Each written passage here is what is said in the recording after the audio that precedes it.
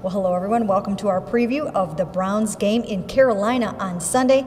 Believe it or not, they still do have something to play for, a little tiny sliver of hope for the playoffs, and they are going to try to build on that. They want to finish this season strong, and they hope to go down there and get a win. They are expecting Cam Newton to play, even though he fractured his lower back. So they are preparing for the big, mobile, and big-armed Cam Newton. Yeah, I think that absolutely. I think the one thing the one word that may not be applied as much is mobile, just because of the back injury. I don't know how much he'll run. We've been reading some stuff out of Carolina this week. If he does play, he may be more of a pocket type of passer. Still dangerous with that big arm. Absolutely. And then he's got Kelvin Benjamin to throw the ball to. Now, Kelvin Benjamin leads their team with 9 touchdowns, and the Browns are a little bit thin in the secondary. K'Wan Williams has been out of practice this week still with his hamstring.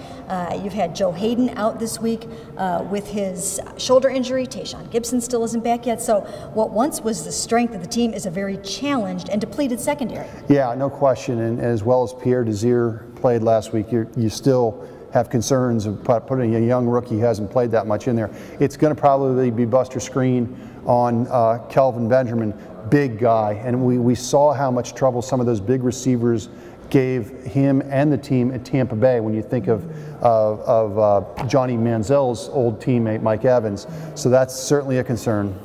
On the other side of the ball, you've got Luke Kuechly, the reigning Defensive Player of the Year, and he absolutely, he's a tackle machine. He's big, he's fast. These guys are definitely circling him in red. And if they want to get this run game going, they have to find a way to handle Luke. Yeah, and no question. This is, to me, is one of the key storylines as the season's progressed is the diminishing running game. Obviously, Alex Mack's a major issue, but there's other things that are going. And don't forget, Mary Kay, this team plays a lot of 4-3, and that's given the Browns trouble. You think Jacksonville, you think Houston, a couple other teams. That 4-3 has really given this team nightmares. Well, you know what? They led the league in sacks last year. They're not quite there this year at that same level. However, that Ron Rivera and this defense, they're going to be coming after Johnny Manziel. They watched the tape last week. They're going to try to confuse him. They're going to try to give him different looks. And they know how to practice against a mobile quarterback, a dual-threat quarterback. Absolutely. They know what to do against a guy like this. And I'm sure they'll look at what Cincinnati did. Cincinnati really never let Johnny get going out of the pocket. He wasn't able to run that much, and that was a little bit by design. Cincinnati wasn't going to give that element of the game up. And it'll be interesting to see if Carolina tries to do the same thing.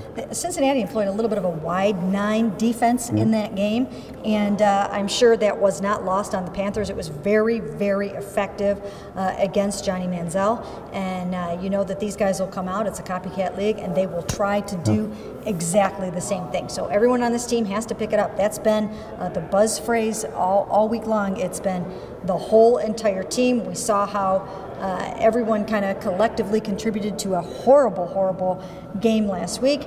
The new kicker didn't even get an opportunity to line up and try to kick a field goal. So what do you think? Do you think they have it in them? Well, they have to, Mary Kay. I mean, if they want people to feel good about this team a little bit going into next season, you can't say that things are changing if you lose 5 straight to end the year.